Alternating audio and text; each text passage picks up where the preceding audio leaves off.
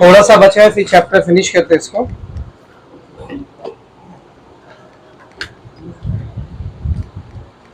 Hypertension तक पढ़ा दी थी ना कल, ठीक है।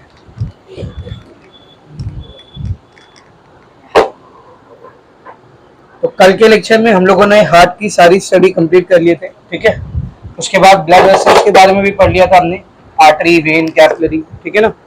ब्लड वेसल्स के बारे में पढ़ने के बाद we started with blood pressure. Pulse के बाद ब्लड प्रेशर स्टार्ट किया था हमने। ब्लड प्रेशर क्या होता है, एट्रियल ब्लड प्रेशर, ठीक है ना। सिस्टोलिक ब्लड प्रेशर क्या होता है, डायस्टोलिक ब्लड प्रेशर क्या होता है। और फिर एक बहुत ही इंपॉर्टेंट टॉपिक हमने पढ़ा था कि ब्लड प्रेशर चेंज कैसे कैसे होता है, कौन कौन सी चीजें जो ब्लड प्रेशर को इफेक्ट करती है, कब ब्लड प्रेशर इंक्रीज हो जाता है, कब डिक्रीज हो जाता है, बहुत सारा फैक्टर उसमें था, वो सारा मैंने आपको बताया था। कार्डियक आउटपुट याद है, वीनस रिटर्न, है ना, peripheral resistance, length and diameter of the artery, ठीक है। और इसके अलावा gender, age, viscosity of the blood, volume of the blood, काफी सारे फैक्टर है जो ब्लड प्रेशर को अफेक्ट करते हैं। वो सारे फैक्टर को वन बाय वन हमने स्टडी किया। फिर वो डिवाइस जिसके जरिए हम लोग ब्लड प्रेशर नापते हैं, क्या बोलते हैं इसको, स्फिग्मोमैनोमीटर, वो कैसे काम करता है, उसको कैसे यूज किया जाता है, वो मैंने आपको सिखाया है कि नहीं। फिर हमने डिजीजेस को स्टार्ट किए थे, सर्कुलेटरी सिस्टम से रिलेटेड जो कॉमन डिजीजेज है। सबसे पहला जो डिजीज या सबसे पहला जो प्रॉब्लम है वो मैंने कल आपको पढ़ा दिया, हाइपरटेंशन। किसको बोलते हैं हाइपरटेंशन, हाई ब्लड प्रेशर अगर ज्यादा टाइम तक है तो वो कंडीशन क्या कहलाती है, हाइपरटेंशन। इसका उल्टा क्या होता है, हाइपोटेंशन। और हमने हाइपरटेंशन के बारे में पढ़ा था, है ना। यूजुअली इसके लिए एक लिमिट तय की गई है कि अगर किसी पेशेंट का ब्लड प्रेशर ज्यादातर टाइम 140/90 या उससे ज्यादा है, मतलब सिस्टोलिक 120 से बढ़ के कितना हो गया 140, और डायस्टोलिक 80 से बढ़ के कितना हो गया 90, इतना या इसके ऊपर का बीपी आ रहा है बार बार नापने पर, तो वो पर्सन किसको सफर कर रहा है, हाइपरटेंशन को सफर कर रहा है। और अगर ये ब्लड प्रेशर बढ़ते बढ़ते 180 को क्रॉस किया, सिस्टोलिक 180 तक पहुंच गया, डायस्टोलिक 120 तक पहुंच गया, तो फिर डेंजर सिचुएशन इनिशिएट हो गई है, मतलब अभी खतरा है उसकी जान का। 3 ऑर्गन्स का मेन खतरा होता है, वो मैंने आपको बताया था, किडनी, हार्ट और ब्रेन। ये 3 ऑर्गन्स में मेन इशू होता है अगर ज्यादा टाइम तक हाइपरटेंशन रहेगा तो, करेक्ट है। हाइपरटेंशन की वजह से एंजिना पेक्टोरिस होता है। एंजिना पेक्टोरिस याद है, चेस्ट पेन, सीने का रीजन और शोल्डर, आर्म, नेक, ये रीजन में पेन स्टार्ट होता है, इसको हम लोग क्या बोलते हैं, एंजिना पेक्टोरिस। एंजिना पेक्टोरिस के बाद क्या होता है, मायोकार्डियल इनफ्रैक्शन, या उसको कॉमन लैंग्वेज में क्या बोलते हैं, हार्ट अटैक, ठीक है ना। उसके भी कुछ सिम्टम्स होते हैं, स्वेटिंग होना, लाइट हेडनेस लगना, दम चक्कर जैसा लगना ना, सीने में बहुत ज्यादा पेन होना। और मायोकार्डियल इन्फेक्शन के बाद क्या होता है, heart failure, cardiac failure, which leads to death of the human being, है कि नहीं। ये पूरा स्टेप बाय स्टेप मैंने आपको पढ़ाया, करेक्ट है। और हाइपरटेंशन किस किस वजह से होता है वो भी मैंने आपको बताया था। एज भी एक फैक्टर होता है हाइपरटेंशन के केस में। जब हमारी उम्र बढ़ते जाती है तो हमारी आर्टरीज क्या होने लगती है बेटा, हार्ड होने लगती है, उसकी इलास्टिसिटी कम होने लगती है, उसके से भी हाई बीपी का इश्यू लगता है। बहुत सारे लोगों को गलत हैबिट्स की वजह से भी हाई बीपी का इश्यू लग जाता है, जैसे स्मोकिंग हो गया या फिर ड्रिंकिंग हो गया, अल्कोहल वगैरह, ये सारे इश्यूज की वजह से भी हाई बीपी का प्रॉब्लम लगता है। किसी का डाइट बहुत ज़्यादा हैवी है, बहुत ज़्यादा फैट या बैड ऑयल या बैड कोलेस्ट्रॉल वो कंज्यूम कर रहा है, तो उसको भी हाई बीपी का इश्यू लग सकता है। और फिजिकल एक्टिविटी नहीं है, लाइफ स्टाइल खराब है, किसी का ओबेसिटी आ चुकी है बहुत ज़्यादा, तो उसको भी हाई बीपी का प्रॉब्लम लग सकता है। ये सारी चीज़ें उधर लिखी हुई नहीं थी, मैंने बता दिया अपने घर से, हाई बीपी कब कब लगता है। ज़्यादातर ऐसा देखा गया है कि हाइपरटेंशन जो होता है ये लाइफ स्टाइल का प्रॉब्लम होता है, मतलब आपकी लाइफ स्टाइल अच्छी नहीं है तो आपको लगेगा। लाइफ स्टाइल मैंने बताया था ना, लाइफ स्टाइल में सब कुछ आ जाता है, आप सो कितना रहे हो, आप खा क्या रहे हो, आप कितनी फिजिकल एक्टिविटी कर रहे हो, है ना, वो सारी चीज़ें लाइफ स्टाइल में आती है। तो अगर यही आपका बिगड़ा हुआ है ना, आप बराबर सो रहे हो, आपका डाइट भी बराबर नहीं, खाना बराबर नहीं खा रहे हो, ठीक है ना, कंज्यूम कर रहे हो तो एकदम अजीब गरीब खाना खा रहे हो, जंक फूड ज्यादा कंज्यूम कर रहे हो, बैड कोलेस्ट्रॉल ज्यादा कंज्यूम कर रहे हो, ठीक है ना, स्लीप साइकिल आपका पूरा डिस्टर्ब है, फिजिकल एक्टिविटी आपकी बिल्कुल हो नहीं रही है, तो ultimately it may lead to hypertension, high blood pressure का आपको क्या हो सकता है, इश्यू हो सकता है। Is it very much clear. ना जो सेकेंड बीमारी आपको दी हुई है हाइपरटेंशन के बाद, उसका नाम है सीएडी, मिला, सीएडी, कोरोनरी आर्टरी डिजीज। याद है मैंने आपको कोरोनरी आर्टरी पढ़ाया था, किधर होती कोरोनरी आर्टरी? हार्ट की खुद की जो खून की नसें होती है, जो हार्ट के सेल्स को ब्लड सप्लाई देती है, उन नसों को हम लोग क्या बोलते हैं? Coronary arteries. लाइक ये आपका हार्ट है अगर, तो यहाँ से जब सिस्टमिक एओर्टा निकलता है तो सिस्टमिक एओर्टा से कुछ आर्टरीज निकल करके पूरे हार्ट में फैल जाती है, जो हार्ट की कार्डियक मसल्स, हार्ट के सेल्स तक ब्लड पहुंचाती है। इन आर्टरीज को हम लोग क्या बोलते हैं बेटा? Coronary artery. तो कल देखो मैंने आपको आर्टेरियोस्क्लेरोसिस और एथेरोस्क्लेरोसिस दो टॉपिक पढ़ाया था। आर्टेरियोस्क्लेरोसिस में क्या होता है? आर्टरीज की हार्डनिंग होने लगती है, आर्टरीज की इलास्टिसिटी गायब होने लगती है। एथेरोस्क्लेरोसिस में क्या होता है? आर्टरीज के अंदर कोलेस्ट्रॉल वगैरह डिपॉजिट होने लग जाता है, जिसके से ल्यूमेन क्या होता है? कम होता है। अगर आपकी कोरोनरी आर्टरी में वो कोलेस्ट्रॉल वगैरह डिपॉजिट हुआ तो वो और ज्यादा खतरनाक होगा, और कहीं की आर्टरी में डिपॉजिट हो रहा है तो भी खतरनाक है, ब्लड प्रेशर बढ़ेगा। लेकिन अगर कोरोनरी आर्टरी, इन आर्टरीज में, ये जो आर्टरीज आपको दिख रही है, इन आर्टरीज में जाकर वो कोलेस्ट्रॉल डिपॉजिट हो गया, तब खतरा और ज्यादा है। क्यों? इन आर्टरीज में अगर कोलेस्ट्रॉल डिपॉजिट होगा तो ब्लड का सप्लाई कहां को रुकेगा? हार्ट को रुकेगा, और जब हार्ट को ब्लड का सप्लाई रुकेगा तो it will lead to myocardial infection, heart attack and heart failure. Correct है ना? तो जब हार्ट को ब्लड सप्लाई करने वाली जो ब्लड वेसल्स होती हैं, जिनको हम लोग कोरोनरी आर्टरीज बोलते हैं, उन कोरोनरी आर्टरीज में ब्लॉकेज हो जाता है, तो वो कंडीशन क्या कहलाती है बेटा? Coronary artery disease. अब इसकी वजह से क्या होगा? वही सारे सिम्टम्स। सबसे पहले तो पेन वगैरह होगा चेस्ट के रीजन में, क्या बोलेंगे उसको? Angina pectoris. बाद में मायोकार्डियल इन्फेक्शन हो सकता है, हार्ट अटैक आ सकता है, या फिर कार्डियक फेलियर भी हो सकता है। ठीक है ना? समझ में? तो जब कोरोनरी आर्टरीज ब्लॉक होने लगती है ना, कोरोनरी आर्टरीज ब्लॉक करने लग जाती है, तो उस कंडीशन को हम लोग क्या बोलते हैं? बोल कोरोनरी आर्टरी डिजीज। समझ में आ रहा है? देखो उधर क्या लिखा है? Coronary artery disease. It is also known as atherosclerosis. ये भी असल में किसका केस है? एथेरोस्क्लेरोसिस। याद है ना एथेरोस्क्लेरोसिस? जब आर्टरीज में कोलेस्ट्रॉल डिपॉजिट होने लग जाए। ठीक है ना? इन दिस calcium या फिर fat, cholesterol and fibrous tissue gets deposited in the blood vessels supplying blood to the heart muscles making the lumen narrow। जो खून की नसें हार्ट की मसल्स को ब्लड सप्लाई कर रही है, जिनको हम लोग कोरोनरी आर्टरी बोलते हैं, उसके ल्यूमेन में क्या क्या डिपॉजिट होने लग जाता है? कोलेस्ट्रॉल, बैड फैट, है ना, फाइब्रस टिश्यू, फाइबर वगैरह, और कैल्शियम आयन।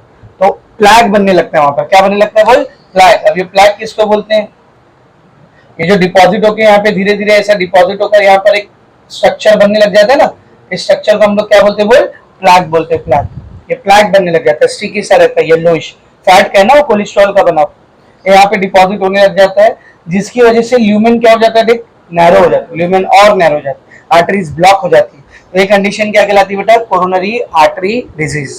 आपने अक्सर सुना होगा, अगर आपके फैमिली में, आपके जान पहचान में कोई हार्ट पेशेंट है तो उनको डॉक्टर्स बोलते हैं 2 ब्लॉकेज है, 3 ब्लॉकेज है, 4 ब्लॉकेज, ऐसा बोलते हैं ना।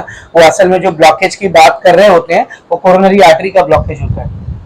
इन आर्टरीज के अंदर कहीं ना कहीं ब्लॉकेज होता है, ऐसा कोलेस्ट्रॉल वगैरह फंसा हुआ होता है। सर इसको पता कैसे लगाते हैं कि कोरोनरी आर्टरी में किस जगह पर ब्लॉकेज है? क्योंकि जहां पर ब्लॉकेज है वहीं पे ट्रीटमेंट करेंगे ना। अभी ब्लॉकेज है, इतना समझ में आ गया, हार्ट अटैक आ गया ब्लॉकेज की वजह से, तो क्या पूरी आर्टरीज को ट्रीट करते बैठेंगे? नहीं ना। जिस आर्टरी में ब्लॉकेज है उसी को ट्रीट करेंगे ना। तो डॉक्टर्स को कैसे पता चलता है कि कोरोनरी आर्टरी में कौन सी, यहाँ की आर्टरी, यहाँ की आर्टरी, यहाँ की आर्टरी, किस आर्टरी में ब्लॉकेज है? तो उसके लिए डॉक्टर्स एक प्रोसीजर फॉलो करते हैं जिसको कहते हैं एंजियोग्राफी। सुना होगा आपने वर्ड, क्या कहते हैं इसको? एंजियोग्राफी। जैसा एक्सरे लिया जाता है देख, वैसा हार्ट का एक इमेज लिया जाता है। हार्ट का समझो ऐसा एक एक्सरे लिया जाता है, उस इमेज में ना ये जो कोरोनरी आर्टरीज दिख रही है ये एकदम क्लियर दिख के आती है, साफ साफ दिख के आती है। तो जो इमेज आती है ना, जैसे एक्सरे की शीट आती है वैसे इसकी भी एक इमेज आती है, उस इमेज को हम लोग क्या कहते हैं? बोल एंजियोग्राफी। तो जब डॉक्टर को पता करना होता है कोरोनरी आर्टरी में ब्लॉकेज है या नहीं है, कहां पर है, तो डॉक्टर्स क्या करते हैं? बोल एंजियोग्राफी कराते हैं। तो जब एंजियोग्राफी का फिल्म उनके सामने आता है, उसका इमेज उनके सामने आता है, तो वो लोग बाकायदा आइडेंटिफाई करते हैं, यहाँ पे आर्टरी में ब्लॉकेज है, यहाँ पे आर्टरी में ब्लॉकेज है, यहाँ पे आर्टरी में ब्लॉकेज है। तो फिर डॉक्टर्स बताते हैं 2 जगह ब्लॉकेज है, 3 जगह ब्लॉकेज है कि नहीं? अब चलो पहचान लिया ब्लॉकेज को, अब क्या करना है? उसको ऐसे ही छोड़ देना है? क्या करना पड़ेगा? उसको ट्रीट करना पड़ेगा। तो अब ब्लॉकेज को ट्रीट करने का नेक्स्ट स्टेप होता है जो डॉक्टर्स करते हैं। अब वो डिपेंड करता है ब्लॉकेज किस लेवल का है। ब्लॉकेज कम है, बहुत ज्यादा नहीं है, तो एंजियोप्लास्टी होती है। क्या होती है? बोल एंजियोप्लास्टी।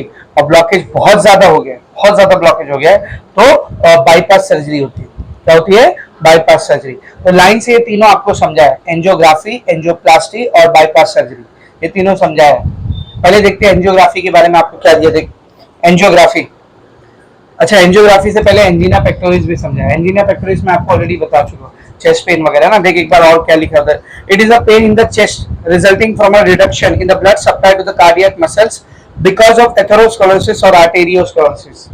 अगर आपको एथेरोस्क्लेरोसिस हो गया है, एथेरोस्क्लेरोसिस मतलब इन आर्टरीज में ब्लॉकेज, या आर्टेरियोस्क्लेरोसिस हो गया मतलब आर्टरी में ब्लॉकेज तो नहीं है पर आर्टरी हार्ड हो गई किसी भी वजह से, हाइपरटेंशन की वजह से, किसी भी वजह से, अगर हार्ट की वॉल में ब्लड का सप्लाई क्या हो गया, रिड्यूस हो गया, रिडक्शन हो गया ब्लड सप्लाई का, तो हमारे चेस्ट में एक हैवी पेन स्टार्ट होता है। इसी पेन को हम लोग क्या बोलते हैं बेटा, बोल एंजीना पेक्टोरिस। आगे देखेंगे,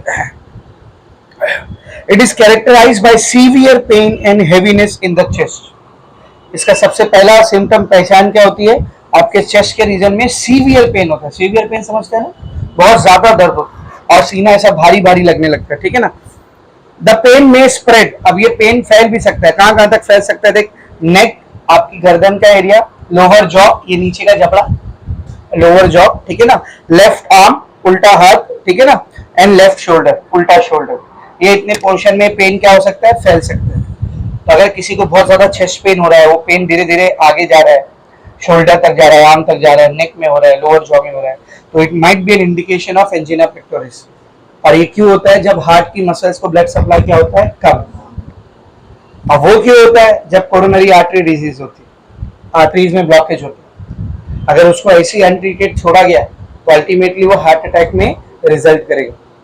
अगर किसी को ऐसा हो रहा है तो उसको अपना चेकअप कराना चाहिए।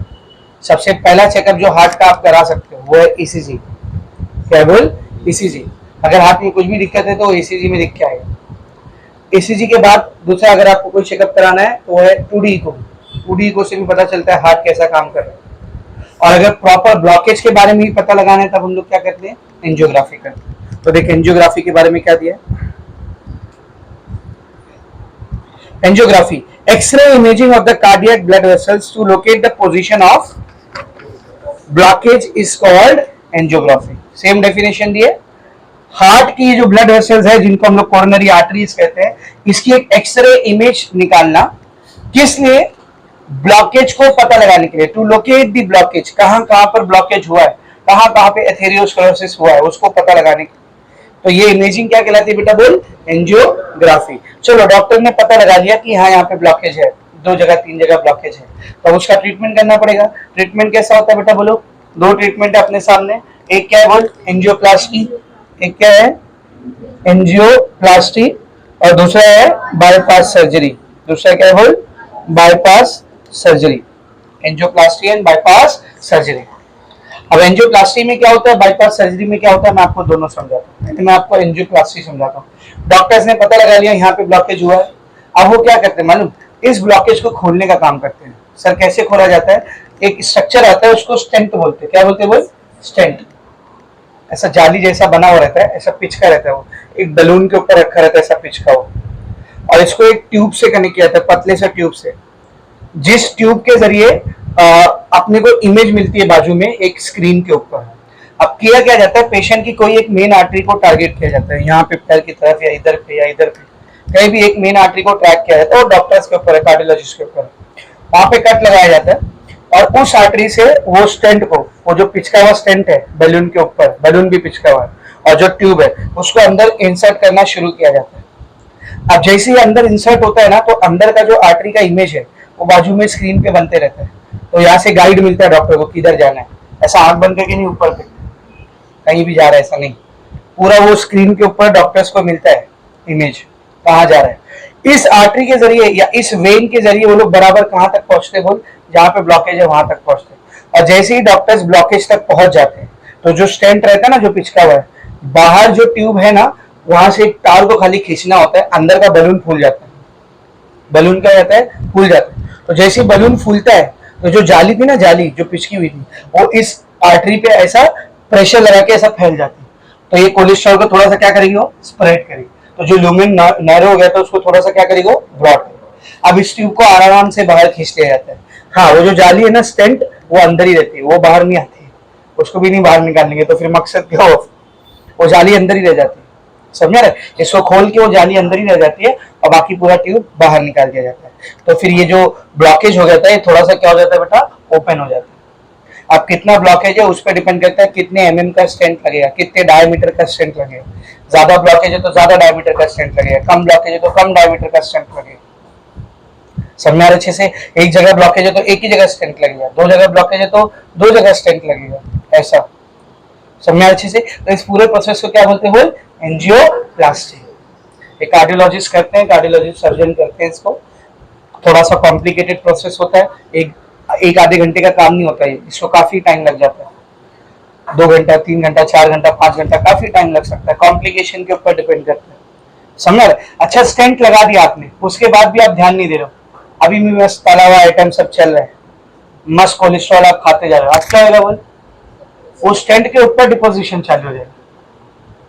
समझ रहे? इसलिए एक बार एंजियोप्लास्टी हो गई ना तो पेशेंट्स को फिर बहुत ख्याल रखने के लिए कहा जाता है। काफी ख्याल रखिए दिल का, ऑयल जो आप खा रहे हो बहुत ध्यान से खाइए, एक्सरसाइज के ऊपर फोकस कीजिए, अपनी लाइफस्टाइल को थोड़ा हेल्दी रखिए ताकि वापस से कोलेस्ट्रॉल वहां पर डिपॉजिट ना हो पाए। समझ में आ रहा अच्छे से? तो ये कौन सा प्रोसेस होता है? एंजियोप्लास्टी। ठीक है, अभी किसकी बारी? Bypass surgery. इतना ब्लॉकेज हो गया है, पूरी तरीके से इतना ब्लॉक हो गया है कि स्टेंट लगा के भी वहां मतलब नहीं, स्टेंट उसको खोल ही नहीं पाएगा, इतना ब्लॉकेज हो गया है। तब हम लोग जो प्रोसेस फॉलो करते हैं उसको क्या बोलते हैं हम लोग? Bypass surgery. When angioplasty is not an option, जब एंजियोप्लास्टी ऑप्शन नहीं होता है तब हम लोग कौन सा ऑप्शन चूज करते हैं? Bypass surgery. बाईपास किसको बोलते पता है? अब गाड़ी वाड़ी चलाते हो, हाईवे पे बाईपास होता है ना, हाईवे पे बाईपास होता है, देखियो कि नहीं? नहीं देखे हो? समझिए एक हाईवे है, ऐसा एक हाईवे है, ठीक है ना। अब यहाँ से एक ऐसी रोड निकली है, यहाँ से ऐसी एक रोड निकली है, ये रोड आगे जाके ऐसा टर्न होकर रिटर्न इधर आती है, ठीक है। अब आपके पास दो ऑप्शन है, अब गाड़ी लेके आए यहाँ से सीधा सीधा चले गए, लेकिन आपने देखा यहाँ पर हाईवे पे काम चालू था, तो आपको ड्राइवर क्या बोलेगा? बाईपास से आ जाते, तो यहाँ से जाएगा ऐसा और इधर, इसको बाईपास रोड बोलते हैं। इसको क्या बोलते हैं भाई? Bypass road. अब आपको थोड़ा यहाँ पे समझ में आ रहा होगा क्या करने जा रहे हैं हम, क्या करने जा रहे हैं। सुनो, जो आर्टरी पूरी तरीके से ब्लॉक हो गई है, समझ, ये वाली आर्टरी है, ये पूरी तरीके से ब्लॉक हो गई, एकदम ब्लॉक हो गई, उसमें से ब्लड जा ही नहीं रहा है, तो हम लोग क्या करते हैं? इस आर्टरी को बेकार बना देते हैं, उसका काम किसी दूसरी आर्टरी से करवा के लेते हैं। सही है कैसे? इसी आर्टरी को देख, मैं यहाँ पर थोड़ा बड़ा करके बना रहा हूँ, ये आर्टरी है, पूरी तरीके से ब्लॉक हो गई है, ब्लड जा ही नहीं पा रहा है, तो क्या किया जाता है? पेशेंट के यूजुअली पैर के एरिया से, ये जाम या ये लेग का एरिया या ये हाथ का एरिया, यूजुअली पैर के एरिया को सिलेक्ट किया जाता है, क्योंकि हमारे पैर के एरिया में ना बहुत सारी बड़ी बड़ी नस, लंबी लंबी नस है, ठीक है ना। तो यूजुअली पैर के एरिया को सिलेक्ट किया जाता है, तो थाई वाला एरिया या तो ये काफ वाला एरिया। यहाँ पे कट लगाया जाता है, इधर 4-5 आर्टरी ऐसा दिख रही है डॉक्टर्स को, एक को काट के निकाल लेते हैं, एक आर्टरी को काट के क्या कर लेते हैं? निकाल लेते, बाकी 4 से तो ब्लड पहुंच ही रहा है ना, एक को काट के क्या कर लेते हैं लोग? निकाल लेते। तो आर्टरी का इतना बड़ा हिस्सा इन लोग काट के निकाल लेते, फिर यहाँ पे स्टिचेस लग जाते, यहाँ से आर्टरी निकल गई। फिर क्या किया जाता है? पेशेंट का ओपन हार्ट सर्जरी किया जाता है, चेस्ट ओपन करेंगे, उसके बाद क्या करेंगे बोल? पल्मोनरी आर्टरी, सिस्टमिक एओर्टा, याद है ना वो सब, ठीक है ना। उसको चाहिए तो हार्ट एंड लंग्स मशीन पे डालेंगे, और अगर जरूरत नहीं है तो नहीं भी करते। बहुत सारे डॉक्टर्स ऐसा एक डिवाइस आता है, ऐसा एक स्ट्रक्चर आता है लंबा सा, उसके जरिए क्या कहते हैं, जिस आर्टरी पे ब्लॉकेज है ना, खाली उसको ऐसा दबा देते हैं, बस उस आर्टरी को ऐसा दबा देते हैं, ठीक है ना। और बहुत सारे डॉक्टर्स को ऐसा लगता है कि नहीं, दब के नहीं होगा, तो वो लोग फिर इसको यहाँ से सारे आर्टरीज को निकाल के हार्ट एंड लंग मशीन पे डालते हैं, वो डिपेंड करता है सिचुएशन के ऊपर। अब ऐसा मैंने इस आर्टरी को दबा दिया, इस आर्टरी को ऐसा दबा दिया, अब क्या किया जाता है? जो आर्टरी यहाँ से निकाली गई थी ना, उसको एक सिरा यहाँ पे कट लगा के इधर पे स्टिच किया जाता है ऐसा, और दूसरा सिरा यहाँ पे कट लगा के इधर पे स्टिच कर दिया जाता है। तो देख क्या क्या क्रिएट कर दिया हमने? बाईपास। तो जो ब्लड यहाँ से आ रहा था अब वो यहाँ जाएगा और यहाँ से इधर आएगा, तो ये ब्लॉकेज प्रॉब्लम क्रिएट कर रहा था ना, अब वो ब्लॉकेज से कुछ लेना देना नहीं। तो ये जो ऑपरेशन यहाँ पे हुआ, ये जो आपने बनाया यहाँ पर, इसको क्या बोलते हैं? बाईपास। जितने ब्लॉकेज रहेंगे उतने बाईपास किया जाएगा, एक ब्लॉकेज है तो एक बाईपास, दो ब्लॉकेज है तो दो बाईपास। अब इधर ब्लॉकेज था तो मैंने यहाँ पे बाईपास कर दिया, यहाँ पे ब्लॉकेज है तो मैंने यहाँ पे भी बाईपास कर दिया, ऐसे। ये और ज्यादा कॉम्प्लिकेटेड प्रोसेस होता है, एंजियोप्लास्टी की बनिस्बत ये प्रोसेस और ज्यादा कॉम्प्लिकेटेड होता है। लेकिन एक बात है, कितना भी हैवी ब्लॉकेज हो, बाईपास से उसका ट्रीटमेंट हो जाएगा, क्योंकि हम लोग फिर ब्लॉकेज को छोड़ दे रहे ना उधर, अरे भाई तू उधर कर, तेरे को क्या करनी है, तेरे से मतलब ही नहीं। हम लोग कोरोनरी आर्टरी को एक सेपरेट रास्ता दे दे रहे कि भाई यहाँ से ब्लड लेके जा पहुंचा, समझ रहे? तो ये सर्जरी क्या कहलाती है बेटा? Bypass surgery. प्योर कॉम्प्लिकेटेड चलती है, इसमें नसें वगैरह निकाल लगाने का काम डॉक्टर्स का होता है, 5-6-7 घंटा जितना भी लगे। समझा अच्छे से, ठीक है ना? ये अपने सानी भाई देख, उनका ये सर्जरी हो चुका है, उनको आज से 2-3 साल पहले हार्ट अटैक आया, तो बाद में एंजियोग्राफी किया तो पता चला 2 नसों में ब्लॉकेज है, 2 नसों में ब्लॉकेज है। तो डॉक्टर बोला एंजियोप्लास्टी करना पड़ेगा। अब इनको एडमिट किया वहाँ पे केजे हॉस्पिटल में, केजे समय हॉस्पिटल में।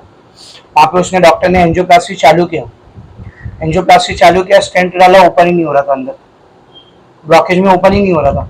फिर और मोटा स्टेंट लिया उसने जगह पे, फिर भी ओपन नहीं हो रहा था।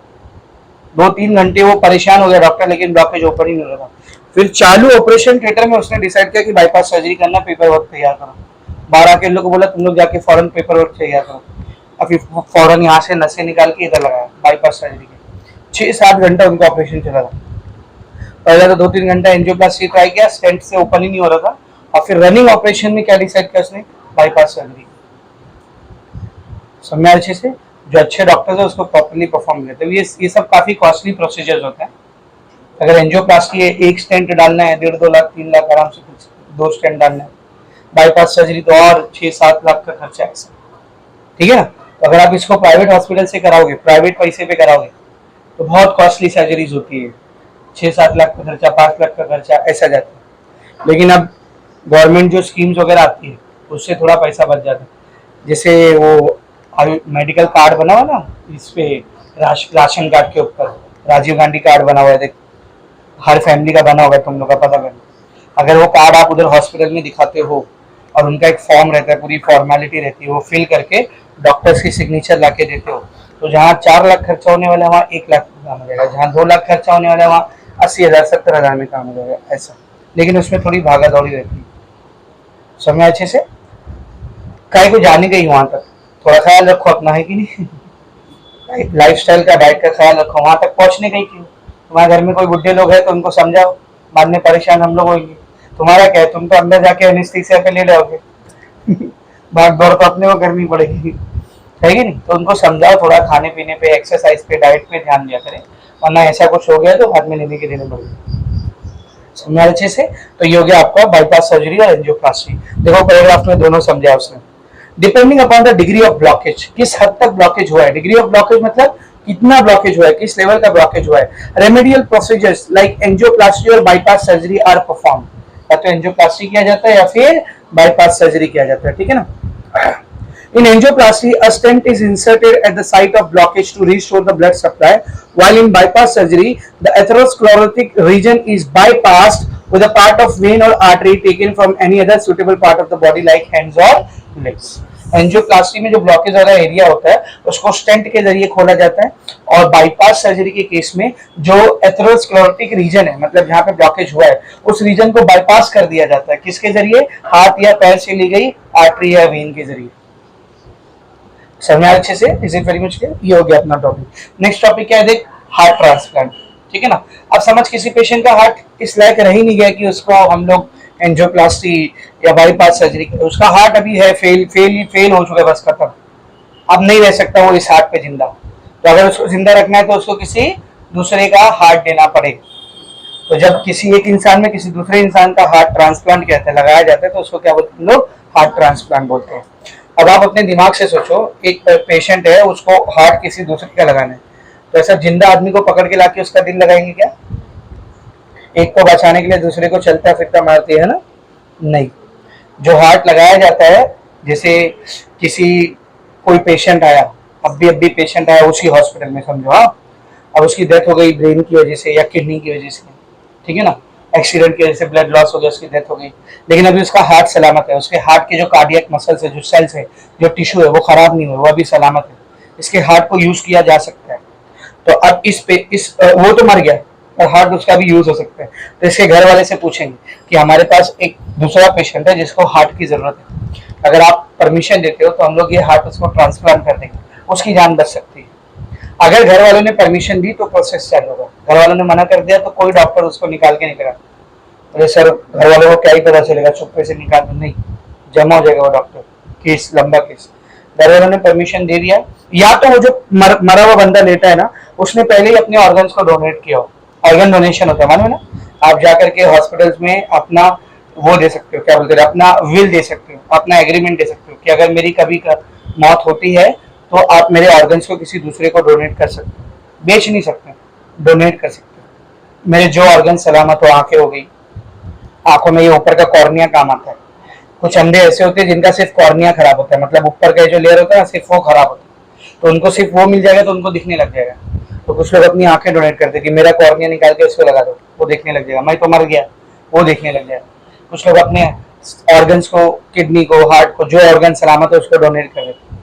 तो या तो उस बंदे ने ऑर्गन डोनेट किया हो, या तो उसके घर वाले परमिशन देते ऑर्गन निकालने। तो एक डिकीज पर्सन था, मतलब मरा हुआ पर्सन था, रिसेंटली डिकीज, अभी अभी मरा है, उसका हार्ट सलामत है, तो इसके हार्ट को निकाला गया और इसमें लगाया।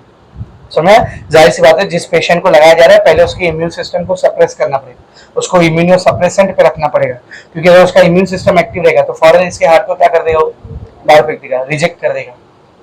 समझ आ रहा है? उसको फॉरेन पार्टिकल समझ करके, ठीक है ना? तो इसके इम्यूनो सप्रेसेंट्स चालू किए जाते हैं, इसके इम्यून सिस्टम को ड्रॉप किया जाता है।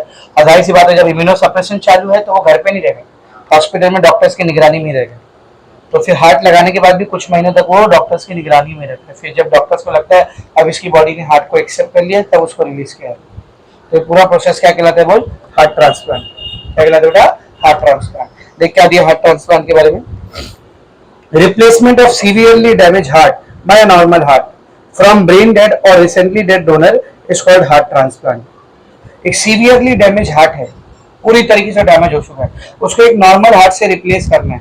कहां से आ रहा है नॉर्मल हार्ट? या तो ब्रेन डेड पर्सन, मतलब वो दिमागी तौर पर मर चुका है, ब्रेन डेड होता है, एक होता है कोमा, एक होता है ब्रेन डेड। तो ब्रेन डेड पर्सन बचने के चांस एकदम ना के बराबर होते हैं, है ना? तो उसका भी हार्ट यूज किया जा सकता है, क्योंकि वो तो वैसे भी कल मरने वाला हार्ट मर जाएगा, है कि नहीं? या तो फिर जो रिसेंटली डेड पर्सन है उसके हार्ट को निकाल करके, नॉर्मल हार्ट को निकाल कर इस पेशेंट को दिया जाएगा, ठीक है ना? आगे heart transplant is necessary in case of patient with and stage heart failure and severe coronary arterial disease. बहुत ज्यादा कोरोनरी आर्टरी डिसीज हो, इतने ब्लॉकेज है कि स्टेंट एंजियोग्राफी का सवाल ही नहीं उठ रहा है, इतनी पूरी पूरी तरीके से ब्लॉकेज है। या फिर हार्ट फेलियर की स्टेज तक हार्ट पहुंच चुका है, तब ऐसे पेशेंट को क्या करना पड़ेगा? हार्ट ट्रांसप्लांट करना पड़ेगा। समझ में आ रही चीज है? इसे very much clear. Heart transplant हो गया। नेक्स्ट क्या है बेटा? देख, साइलेंट हार्ट अटैक। अब ये साइलेंट हार्ट अटैक किसको बोलते हैं? कुछ कुछ लोग ऐसे होते हैं जिनमें मायोकार्डियल इन्फ्रैक्शन होता तो है, हार्ट के मसल्स जो है वो एग्जॉस्ट हो जाते हैं एक्सर्शन की वजह से, ज्यादा काम करने से, लेकिन उसके जो सिम्टम्स है ना वो दिख के नहीं आते, मतलब सिम्टम्स नहीं दिख के आते, और अगर दिख के भी आएंगे तो एकदम हल्के फुल्के, सामने वाले को नॉर्मल डिस्कम्फर्ट लगेगा, अरे थोड़ा बहुत हल्का फुल्का चक्कर आ रहा है या थोड़ा बहुत एसिडिटी जैसे। ऐसे हार्ट अटैक को हम लोग क्या बोलते हैं बोल? Silent heart attack. एक होता है नॉर्मल हार्ट अटैक, उसमें जब मायोकार्डियल इन्फेक्शन होगा तब प्रॉपर उसके सिम्टम दिख के आएंगे, सीने में बहुत ज्यादा दर्द होगा, एकदम अचानक से चक्कर, पसीना पसीना, पूरा लेट जाएगा इंसान सीधा सीधा। समझ में आ रहा है? ये होता है नॉर्मल हार्ट अटैक। वो उतना खतरनाक नहीं जितना खतरनाक साइलेंट हार्ट अटैक, क्योंकि हार्ट अटैक हो भी जाएगा पेशेंट को पता भी नहीं चलेगा, पहला हो गया, दूसरा हो गया, और फिर मैंने आपको बताया था हार्ट अटैक के बाद, मायोकार्डियल इन्फेक्शन के बाद नेक्स्ट स्टेज क्या होता है? हार्ट फेलियर, मौत का स्टेज। तो साइलेंट हार्ट अटैक बहुत डेंजरस होता है, विदाउट सिम्टम्स जो दिखता है, या सिम्टम्स इतने हल्के फुल्के होते हैं कि इंसान उसको नॉर्मल डिस्कम्फर्ट के साथ कंफ्यूज कर लेता है। समझ रहे? और इसका खतरा औरतों और मर्दों दोनों में होता है, लेकिन रिसर्चेज में ऐसा पाया गया है साइलेंट हार्ट अटैक का खतरा मर्दों में ज्यादा पाया जाता है, मेल्स में साइलेंट हार्ट अटैक की पॉसिबिलिटी ज्यादा होती है, फिर रिसर्चेज में पाया गया। देखो क्या दिया तुमको साइलेंट हार्ट अटैक बारे में। Silent heart attack, also known as silent myocardial infarction, is a type of heart attack that lacks the general symptoms of classic heart attack. Normal या क्लासिक हार्ट अटैक में जो symptoms दिखते हैं वो symptoms यहाँ पर दिख के नहीं आते, ठीक है ना? लाइक एक्सट्रीम चेस्ट पेन, बहुत ज्यादा चेस्ट पेन होना, हाइपरटेंशन, बीपी बढ़ जाना, शॉर्टनेस ऑफ ब्रेथ, सांस फूलना, स्वेटिंग, पसीना आना बहुत ज्यादा, डिजीनेस, चक्कर जैसा लगना, ये सब वो सिम्टम है जो नॉर्मल हार्ट अटैक में दिखते हैं ना बहुत ज्यादा। क्या क्या लिखा है देखो उधर, नॉर्मल हार्ट अटैक में क्या क्या होता है देख, एक मिनट। हाँ हेलो, अस्सलाम कौन? हाँ बेटा बोल ना, क्लास में पढ़ा रहा हूँ अभी। लेक्चर खत्म होता तो कॉल करते थे।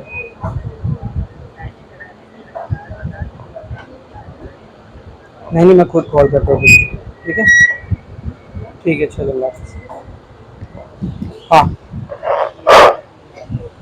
तो ये सब जो सिम्टम उधर लिखे, चेस्ट में सीवियर पेन होना, शॉर्टनेस ऑफ ब्रेथ, सांस फूलना, सांस आने में दिक्कत हो रहा, ठीक है ना, डिजीनेस, चक्कर जैसा लगना, बहुत ज्यादा स्वेटिंग होना, ये सब सिम्टम्स किसके हैं? Normal heart attack. लेकिन जब साइलेंट हार्ट अटैक आते थे सारे सिम्टम्स दिखाई नहीं देते, या दिखते भी तो बहुत हल्के फुल्के। देख क्या लिखा आगे, symptoms of silent heart attack are so mild, इतने कम होते हैं, that a person often confuses it for regular discomfort and therefore ignores it. इतने माइल्ड होते हैं सिम्टम, अगर आए भी तो इतने हल्के होते हैं कि इंसान को लगता है कि नॉर्मल डिस्कम्फर्ट मुझे हो रहा है, हल्की फुल्की बेचैनी जैसी लग रही है, तो थोड़ा सा उलझन घबराहट हो रहा है बस, है ना, और उसको इग्नोर मार देते हैं। ठीक है आगे देखेंगे, it has been studied that men are more affected by silent heart attack than women. वही बात लिखी जो मैंने बोला। ठीक है अभी आपको नीचे देख नो द साइंटिस्ट करके एक कॉलम दिया है, आकाश मनोज नाम के एक इंसान के बारे में वहां पे लिखा हुआ है। ये बंदा अपनी 10वीं में जब था ना, तो इसने एक ऐसा डिवाइस बनाया था जो साइलेंट हार्ट अटैक को आइडेंटिफाई कर सकता है। 10th स्टैंडर्ड में 14-15 की उम्र में। आज भी इसकी उम्र 22 साल ही है। हाँ आज भी इसकी उम्र 22 साल है। इसको कार्डियोलॉजी डिपार्टमेंट में बाकायदा गवर्नमेंट ने रिसर्च के लिए असिस्ट किया। आज भी ये रिसर्चर कार्डियोलॉजी के अंदर रिसर्च कर रहा है। जब ये सिर्फ अपने 10th स्टैंडर्ड में था ना, तो इसने एक ऐसा डिवाइस बनाया था जिसको घड़ी जैसा आपको पहनना है। अगर आपको साइलेंट हार्ट अटैक आ रहा होगा ना, तो वहां पे इंडिकेशन दिखाने लगी that you are having an silent heart attack. कितना जबरदस्त डिवाइस है, सोच। जैसे आजकल हम लोग फिटनेस बैंड पहनते हैं ना, वैसा उसने एक डिवाइस बनाया। If you are suffering from silent heart attack, आपको सिम्टम्स नहीं दिख रहे, लेकिन वो आपको डिवाइस बताने लग जाएगा you are suffering from silent heart attack. एकदम सिंपल सा फंडा था उसके पीछे। उसने एक प्रोटीन को आइडेंटिफाई किया, जो प्रोटीन यूजुअली तो ब्लड में नहीं होता है, पर हार्ट अटैक के टाइम पर आता है। FABP3 नाम का एक प्रोटीन होता है, वो हार्ट अटैक के टाइम पर आता है। ठीक है ना, तो उसने क्या किया, ये डिवाइस एक अल्ट्रावायलेट लाइट भेजेगा, स्पेसिफिक अल्ट्रावायलेट लाइट। अगर उसको FABP प्रोटीन वहां पे डिटेक्ट हुआ तो इंडिकेशन देगा वो। बस इतना सिंपल सा प्रोसेस है। तो डिवाइस आपको पहनना है, अगर आपके ब्लड में FABP3 प्रोटीन नहीं है तो वहां इंडिकेशन नहीं आएगा, अगर प्रोटीन है तो वो यूवी लाइट उसको डिटेक्ट करेगी और इंडिकेशन देगी। समझा रहता है? उसके बारे में दिया आपको, क्या लिखा देखिए, Akash Manoj, a teenager from Chennai, invented a non-invasive technique to predict the possibility of a silent heart attack. Interestingly, he invented this technique when he was in class 10th. तुम लोग क्या कर रहे थे 10वीं? For his innovation, he had been invited to the Rashtrapati Bhavan as a guest of the President of India under the Innovation Scholar in Residence program. His innovative kit analyzes the level of FABP3, fatty acid binding protein 3, with the help of UV light. It is the smallest protein in the blood. Find out more information about it. अगर आपको और जानकारी हासिल करना है, आप हासिल कर सकते। 2001 का डेट ऑफ बर्थ है इसका, अभी 22 साल का 23 साल का है वो। समझना अच्छे से। तो बहुत यंग एज में उसने बहुत ही अच्छा काम किया, जिसके लिए उसको प्रेसिडेंट ऑफ इंडिया ने अवार्ड भी किया था, अवार्ड भी दिया था। ठीक है ना, आगे देखेंगे। नेक्स्ट क्या बेटा देख, इलेक्ट्रोकार्डियोग्राम, और उसको शॉर्ट में हम लोग क्या बोलते हैं? ECG। शॉर्ट में क्या बोलते हैं बेटा हम लोग उसको? ECG, या उसको EKG भी बोलते हैं। EKG भी कहा जाता है, लेकिन EKG उतना कॉमन नाम नहीं है, ज्यादा कॉमन नाम क्या बेटा? ECG। लेकिन अगर कहीं आपने EKG लिखा हुआ देखा तो समझ जाने का वो और कुछ नहीं है, किसका दूसरा नाम है? ECG का दूसरा नाम है। ECG, electro cardiogram. अब सर ये ECG होती क्या है? तो बेटा याद करो, मैंने आपको बताया था हमारे हार्ट में जो कॉन्ट्रैक्शन और रिलैक्सेशन की इंपल्सेस होती है, सिग्नल होता है, वो हार्ट में ऐसे नोट खुद बनाता है। अब ये इंपल्स किसके फॉर्म में होती है? इलेक्ट्रिसिटी के फॉर्म में होती है ना। ये इंपल्स किसके फॉर्म में होती है बोल? इलेक्ट्रिसिटी के फॉर्म में होती है। सर ये इलेक्ट्रिसिटी बनती कैसे? तो उसके बारे में मैं थोड़ा सा ऊपर ऊपर से आपको बता रहा हूँ। लेट्स से ये आपका हार्ट वॉल है, या कार्डियक मसल्स का लेयर है। किसका लेयर है? एक कार्डियक मसल मैंने लिया, ये उसका सेल है, उसका लेयर है। तो यूजुअली क्या होता है, कार्डियक मसल के अंदर का जो मेम्ब्रेन होता है ये नेगेटिवली चार्ज होता है। कैसा होता है बेटा बोल? Negatively charge. और बाहर का जो मेम्ब्रेन होता है ये पॉजिटिवली चार्ज होता है। कैसा होता है बोल?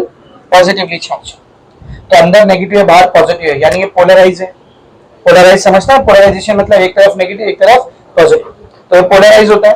यानी हमारे हार्ट के जो कार्डियक मसल्स होते हैं, जो सेल्स होते हैं, कैसे होते हैं? वो पोलराइज होते हैं। तो जब ऐसे नोट सिग्नल बनाते हैं ना, ध्यान से सुन, जब ऐसे नोट सिग्नल बनाता है ना, तो यहाँ के पॉजिटिव चार्ज, या फिर ऐसे समझो यहाँ के नेगेटिव चार्ज बाहर जाने लगते हैं।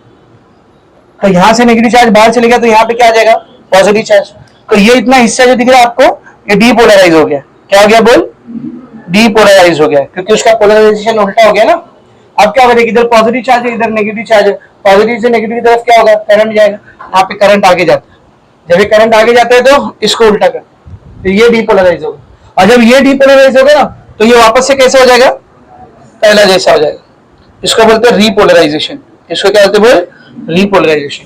यानी जब आर्टरी और वेंट्रिकल, एट्रियम और वेंट्रिकल में इंपल्सेस फैलती है, तो वहां कंटिन्यू क्या होता है, डीपोलराइजेशन रीपोलराइजेशन, डीपोलराइजेशन रीपोलराइजेशन। जब डीपोलराइजेशन होता है तब सिग्नल आता है, और रीपोलराइजेशन कब होता है, जब सिग्नल जा चुका है। अच्छा, कॉन्ट्रैक्ट कब होता है, जब सिग्नल आता है, और रिलैक्स कब होता है, जब सिग्नल जा चुका है।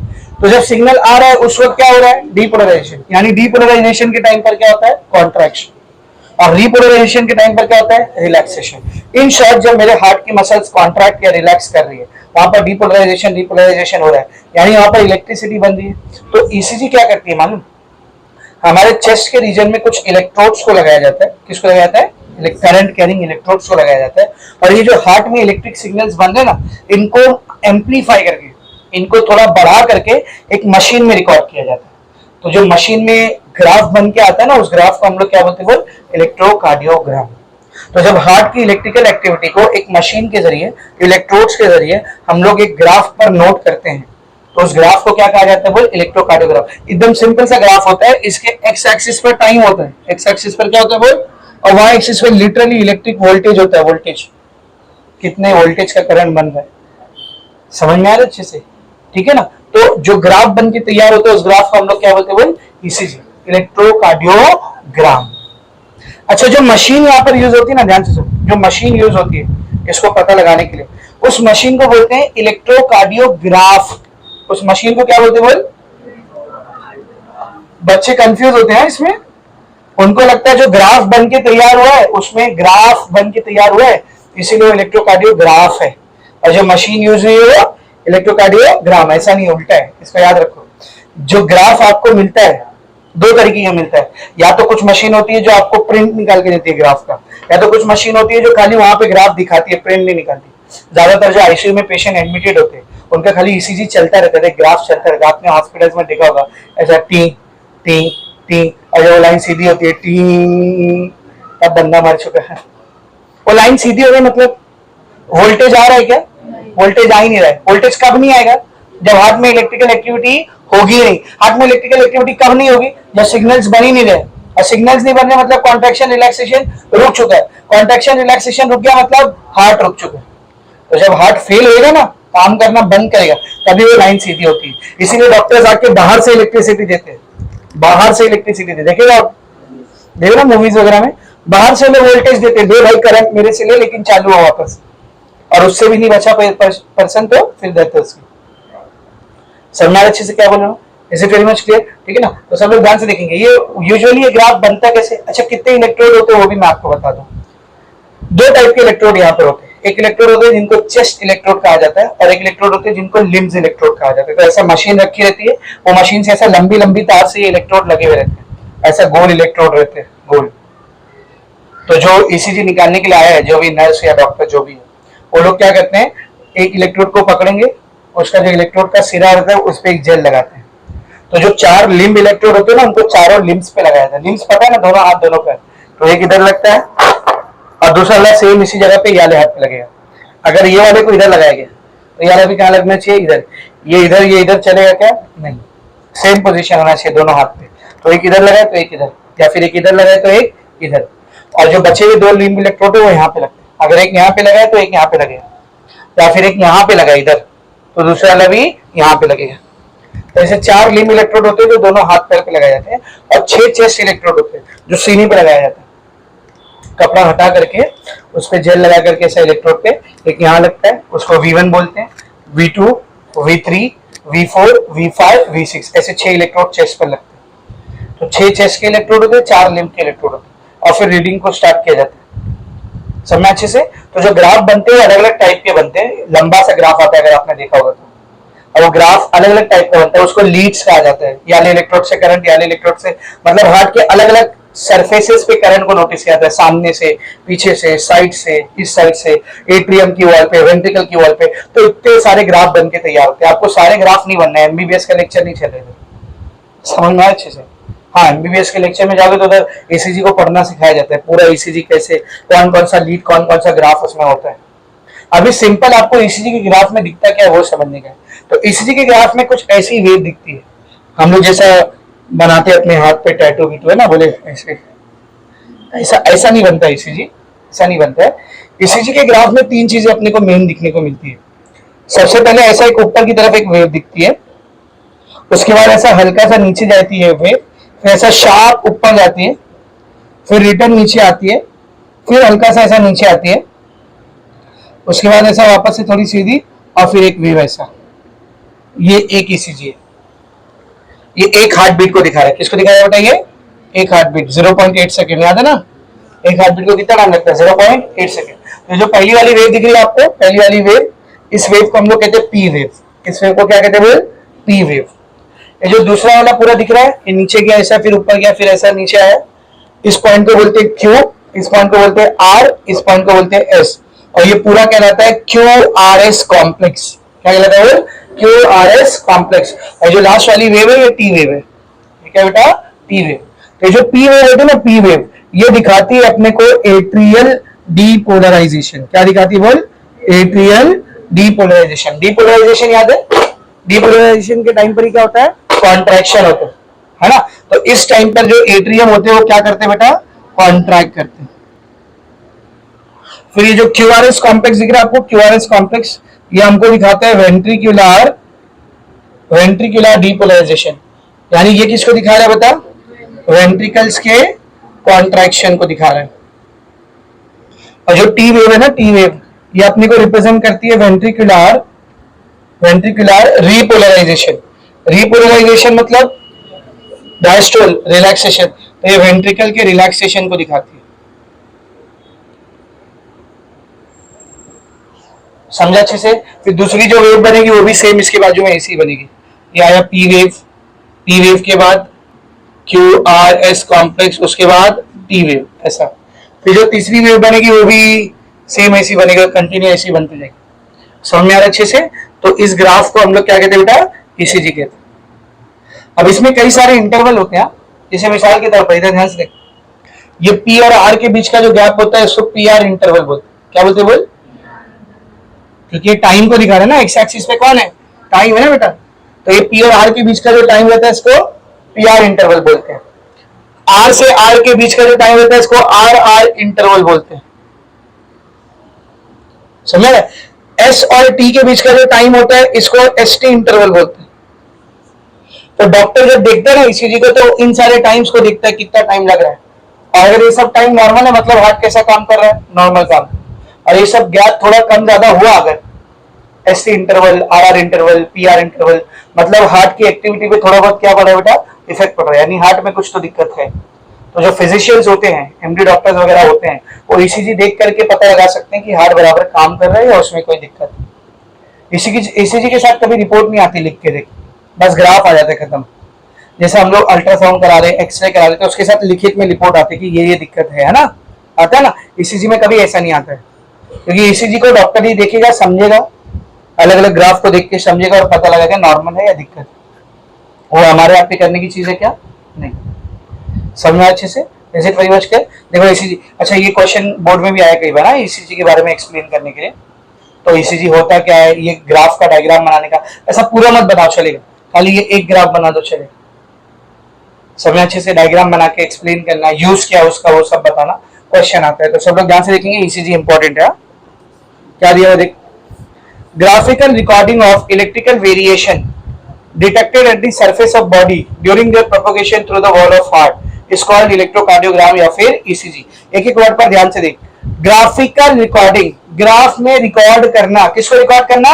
इलेक्ट्रिकल वेरिएशन, जो इलेक्ट्रिसिटी प्रोड्यूस हो रही है उसको। Detected at the surface of body, कहां से?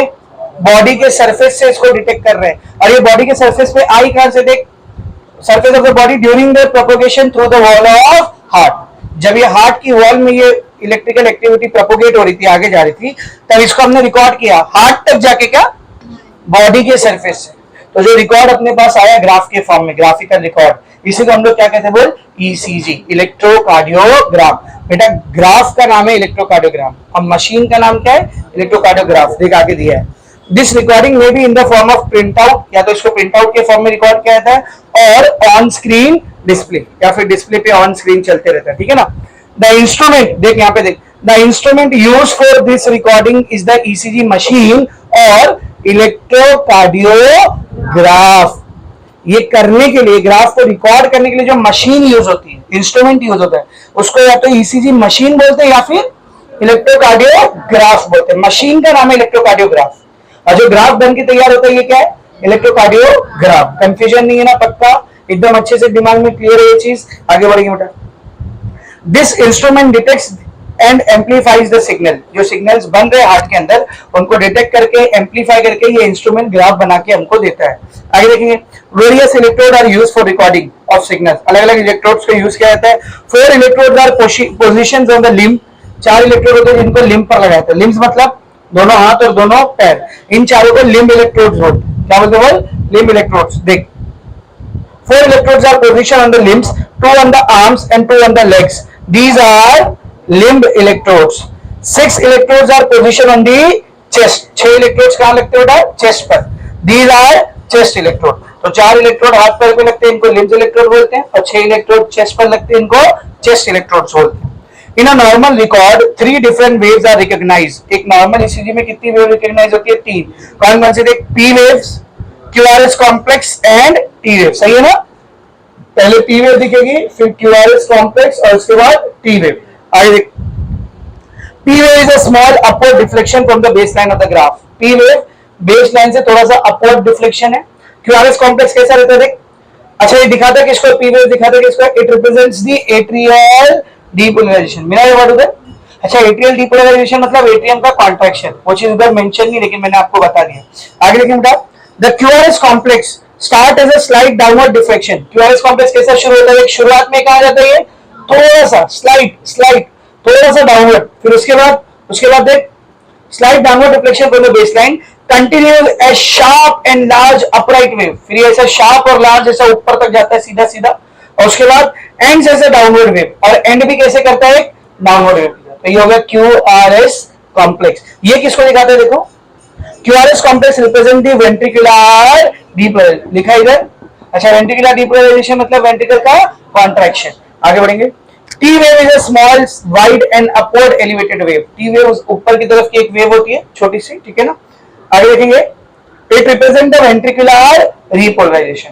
अगर ईसीजी पूछे तो यही सब लिखना है आपको। पहले तो ईसीजी होती क्या, जो शुरू की 3-4 लाइन में लिखा, ईसीजी होती क्या है, फिर आपको बताना है कौन सी मशीन से उसको रिकॉर्ड किया जाता है, फिर आपको बताना है 4 लिम्ब इलेक्ट्रोड होते हैं, 2 दोनों हाथ पर, 2 दोनों पैर पर, 6 चेस्ट इलेक्ट्रोड होते हैं।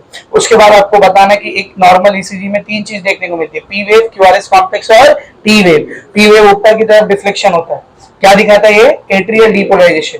क्यूआरएस कॉम्प्लेक्स शुरू होता है डाउनवर्ड डिफ्लेक्शन की तरह, फिर शार्प अपराइट अपवर्ड डिफ्लेक्शन, और फिर एंड भी होता है डाउनवर्ड डिफ्लेक्शन की तरह। ये किसको दिखाता है, वेंट्रिकुलर डीपोलराइजेशन।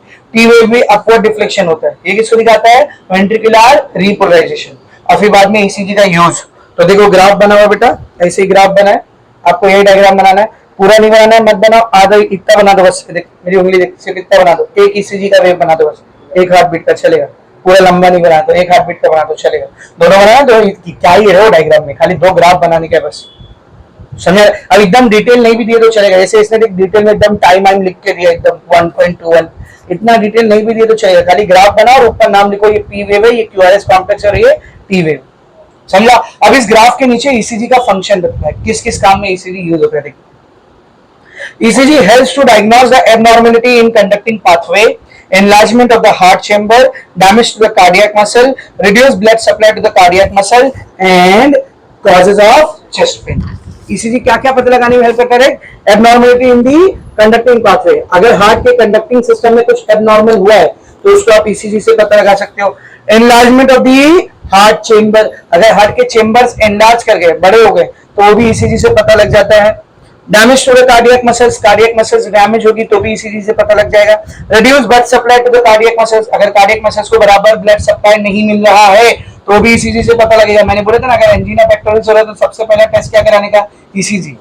अगर ब्लड सप्लाई कम रहेगा हार्ट वॉल को तो वो ईसीजी में दिख के आएगा, ठीक है ना। आगे देखिए बेटा, and causes of chest pain, वही एंजीना पेक्टोरिस क्यों हो रहा है, अगर उसकी वजह पता लगानी तो हम लोग ईसीजी से पता लगा सकते हैं, ठीक है ना। आगे देखेंगे, अ फिजिशियन, फिजिकल लिखा होगा, फिजिशियन है वो, a physician can find out the defect in the heart by examining the wave pattern and the time interval between them. Wave pattern कैसे बनी है, दो वेव्स के बीच का टाइम इंटरवल कितना है, पीआर इंटरवल कितना है, आरआर इंटरवल कितना है, पीटी इंटरवल कितना है, एसटी इंटरवल कितना है, ये सब देख करके एक फिजिशियन प्रॉपर पता लगा सकता है कि हार्ट के अंदर क्या मसला है। समझ आ रहा है। यहाँ पर क्या खत्म हो गया अपना ECG. Now the last part of the chapter is lymphatic system. Let's start it. बहुत छोटा सा आपको लिम्फेटिक सिस्टम दिया, वही जो एक पैराग्राफ दिख रहा है, वही जो एक पैराग्राफ दिख रहा है, बस वही एक पैराग्राफ दिया है। नेक्स्ट पेज पे भी देख, सिर्फ डायग्राम है, कुछ लिखा हुआ नहीं। तो लिम्फेटिक सिस्टम के बारे में आपको बहुत थोड़ा सा दिया हुआ है, हम लोग भी ज्यादा डिटेल में इसको डेप्थ में नहीं पढ़ेंगे, ऊपर ऊपर से पढ़ेंगे। और ये नाइंसाफी नहीं कर रहा आपके साथ, एनसीईआरटी में भी लिम्फेटिक सिस्टम के बारे में थोड़ा ही दिया, ज्यादा नहीं दिया। यानी 12th के लेवल पे हम लोग को लिम्फेटिक सिस्टम को बहुत ज्यादा डिटेल में नहीं पढ़ा। हमने ब्लड वैस्कुलर सिस्टम को अच्छा खासा पढ़ा, उतना भी डेप्थ में नहीं गए, लेकिन गए अच्छी खासी डेप्थ में। समझे अच्छे से। ब्लड वेसल्स के बारे में, ब्लड के कंपोजिशन के बारे में, plasma, WBC, RBC, platelets, heart का फ्रंट व्यू, बैक व्यू, सब कुछ हमने डिटेल में अच्छे से पढ़ के लिया है कि नहीं। लिम्फेटिक सिस्टम को इतना डिटेल में पढ़ना है क्या, नहीं। लिम्फ के बारे में मैं आपको ऑलरेडी पहले भी बता चुका हूं, कोई नई चीज नहीं आपके लिए, है ना। इधर एक बोर्ड पर मैंने क्या बताया था आपको, लाइक अगर ये आपकी ब्लड की कैपिलरी है और ये आपके सेल्स है, क्या है बेटा, सेल्स। सेल्स के बीच का स्पेस क्या कहलाता है, इंटरस्टिशियल स्पेस, क्या है ना। तो ब्लड जब कैपिलरी में आता है तो जो फिनिस्ट्रे नाम की ओपनिंग होती है उससे निकल के कहां आता है, बोल, बाहर आता है। कौन कौन सी चीजें बाहर आती है यहाँ से, प्लाज्मा बाहर आएगा, किसको छोड़ के, प्लाज्मा प्रोटीन को छोड़ के, बाकी पूरा प्लाज्मा बाहर आएगा। आरबीसी बाहर आएगा क्या, डब्ल्यूबीसी आएगा, कौन से प्रोसेस से, डायबिटीज से। प्लेटलेट्स बाहर आएगा क्या, नहीं। तो ब्लड में से आरबीसी निकाल लो, प्लेटलेट्स निकाल लो, प्लाज्मा प्रोटीन निकाल लो, जो बचा वो सब बाहर आएगा। और वो आके यहाँ पर क्या हो जाएगा, बोल, जमा हो जाएगा, है ना। यहाँ पर आके क्या हो जाएगा बेटा ये, अच्छा इसमें आरबीसी है क्या, लाल दिखेगा क्या, स्ट्रॉ कलर करेगा, कलरलेस पानी जैसा रहेगा ऐसा। अब यहाँ पर ब्लड का हार्ट सॉरी सेल के साथ जो भी एक्सचेंज होना है वो एक्सचेंज हो जाएगा, लेन देन जो भी होना है ना। एक्सचेंज करने के बाद ये जो फ्लूइड यहाँ पर आया था ये रिटर्न किधर जाएगा, बोल, कैपिलरीज में।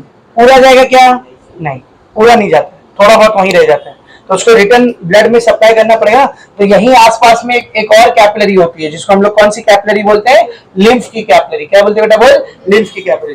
ये बचा हुआ ब्लड इन लिम्फ की कैपिलरी के अंदर इंटर कर जाता है। तो अब जब ये इन कैपिलरीज के अंदर इंटर गया है, अब हम लोग इसको क्या बोलेंगे, बोल, लिम्फ बोलेंगे। अब हम लोग इसको क्या बोलेंगे, बोल, लिम्फ। जब तक ये सेल्स के बीच में था, लिम्फ था क्या था वो, इंटरस्टिशियल फ्लूइड, याद है ना, क्या था वो, इंटरस्टिशियल फ्लूइड। लेकिन एक बार ये लिम्फ की कैपिलरी में घुस गया तो क्या बन चुका है, लिम्फ बन चुका है। समझ में आ रहा अच्छे से। अब इस चीज का हम लोग ना भरपूर फायदा उठाते हैं, हमारी बॉडी इसका भरपूर फायदा उठाती है। ये जो लिम्फ आ रहा है किससे अलग होकर आ रहा है, ब्लड से अलग होकर आ रहा है। तो अगर ब्लड में कुछ भी अंतर बलता रहेगा, कोई भी पैथोजन, कोई भी बैक्टीरिया, कोई भी एंटीजन, कोई भी खतरनाक सेल, कोई कैंसरस सेल, तो वो इसमें भी मौजूद रहेगा, है कि नहीं। तो ब्लड को 50 काम है, बहुत सारे काम है, यहाँ से कुछ उठाओ, वहां से कुछ उठाओ, इधर से कुछ उठाओ, उधर से कुछ उठाओ, यहाँ पे कुछ करो, वहां पे ऑक्सीजन का ट्रांसपोर्ट, कार्बन डाइऑक्साइड, 50 काम है। तो उसके पास टाइम नहीं है। लेकिन लिम्फ का कोई काम है क्या, नुस्खा है, इसको खाली जाने का है, वेसल में मिलने का है और ब्लड में शामिल हो जाने का, खत्म। तो हम लोग इससे काम करवा के लेते, बोले तेरा और कुछ काम तो है नहीं, तेरे को स्कैन करते बैठेंगे हम लोग, लिम्फ को स्कैन करते बैठेंगे। कोई पैथोजन, कोई बैक्टीरिया, कोई एंटीजन, कोई कैंसरस सेल, कोई डेंजरस सेल अगर इसमें दिख गया, इसमें है मतलब कहाँ पे है, ब्लड में, तो फटाफट एंटीबॉडी बना के ब्लड में फेंक देंगे, बोले मारो उसको। आपको भी एयरपोर्ट पर गया, अगर आपको भी एयरपोर्ट पे जाओगे तो वहां पे सिक्योरिटी चेक बहुत डेंजरस होता है। एयरपोर्ट पे बहुत भयंकर सिक्योरिटी चेक होता है कि नहीं, एकदम इज्जत नहीं उतारते, बस बाकी सब उतरवा लेते, है कि नहीं। जब हम लोग सिक्योरिटी चेक के लिए जाते हैं, बैग रखना है अपना, उधर घड़ी उतार के रखनी है, चश्मा रखना है, जेब में कुछ है तो वॉलेट रखना है, मोबाइल रखना है, ईयरफोन, ब्लूटूथ, यहाँ तक के बेल्ट भी उतरवा लेते हैं। सब छोड़, जूता मोजा भी उतरवा के उधर रखा लेते हैं, खाली पैंट और शर्ट छोड़ते, वो भी कागज छोड़ते मालूम, ठीक है। और ये सारी चीजें चेक होकर के वहां पे निकलती है। अब आप बाहर आकर के वहीं पे चेंजिंग रूम बना लेते हो, सब चालू हो जाता है उधर भी। अब ये सिक्योरिटी चेक की लंबी लाइन लगी रहती है, उसमें सारी चीजें चेक हो रही होती है। अब उधर पे एयरपोर्ट के सिक्योरिटी गार्ड्स वगैरह घूमते रहते हैं, एक्सरसाइज के लोग घूमते रहते, उनको अगर किसी पे शक गया ना तो उन लोगों को वो लाइन से अलग निकाल लेते, और इधर आइए आप, कमिए, ऐसे लाइन से अलग निकाले, फिर उसको अलग रूम में लेके जाते हैं, जो बचा कुचा था वो भी उतरवाते जो बचा कुचा था वो भी उतरवाते चेक करने के लिए प्रॉपर। और जो बैग खाली स्कैन होके गया था ना उसको खोलो, खोल के एक एक चीज, अब आपने अंदर क्या रखा है, कपड़ा लगता जो भी अंदर रखा है सब निकलवाते क्या रखा है उसमें। इवन अगर उनको किसी कपड़े पे डाउट दिखेगा ना, वो कपड़े को ऐसा फाड़ के भी दिखते हैं लोग, समझा अच्छे से। तो जो अलग करके निकाला गया है, क्यों निकाला गया अलग करके, उस पर डाउट जा रहा था। यही काम करता है लिम्फेटिक सिस्टम।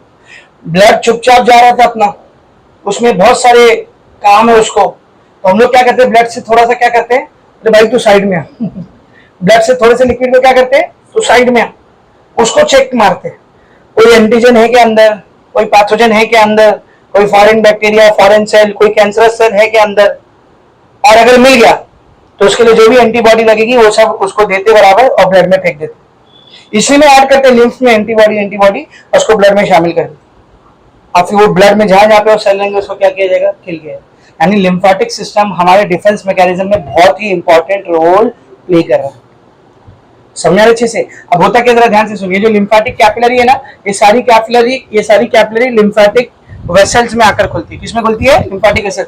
जैसे ये एक कैपिलरी है, दूसरी कैपिलरी है, तीसरी कैपिलरी है, चौथी कैपिलरी, ये सब ज्वाइन होकर के एक वेसल बनाती है। क्या बनाती है, बोल, एक वेसल, इनको लिम्फेटिक वेसल बोलते हैं। और ऐसे कई सारी वेसल मिलकर के एक डक्ट बनाती है। क्या बनाती है, बोल, डक्ट। इसको लिम्फेटिक डक्ट बोलते हैं। इसको क्या बोलते हैं, बोल, लिम्फेटिक डक्ट। ऐसी दो मेन डक्ट है अपने पास लिम्फेटिक, एक राइट साइड पर है, इसको बोलते हैं राइट लिम्फेटिक डक्ट। क्या बोलते हैं, राइट लिम्फेटिक डक्ट। और एक लेफ्ट साइड पर है, इसको बोलते हैं, नहीं, इसको बोलते हैं थोरासिक डक्ट। क्या बोलते हैं, थोरासिक डक्ट। तो दो डक्ट है अपने पास, एक राइट लिम्फेटिक डक्ट है और दूसरी थोरासिक डक्ट है। राइट लिम्फेटिक डक्ट क्या करती है मालूम, सीधे साइड का सर का हिस्सा, right side of head, right side of neck, right arm and right trunk. Trunk मतलब ये चेस्ट और ये पेट का हिस्सा, ये पूरा नहीं है, ये इतना पूरा हिस्सा, ये इतना पूरा हिस्सा, यहाँ पे जितनी भी लिम्फ कलेक्ट हो रही है उसको लाकर किस में फेंका जाता है, राइट डक्ट में।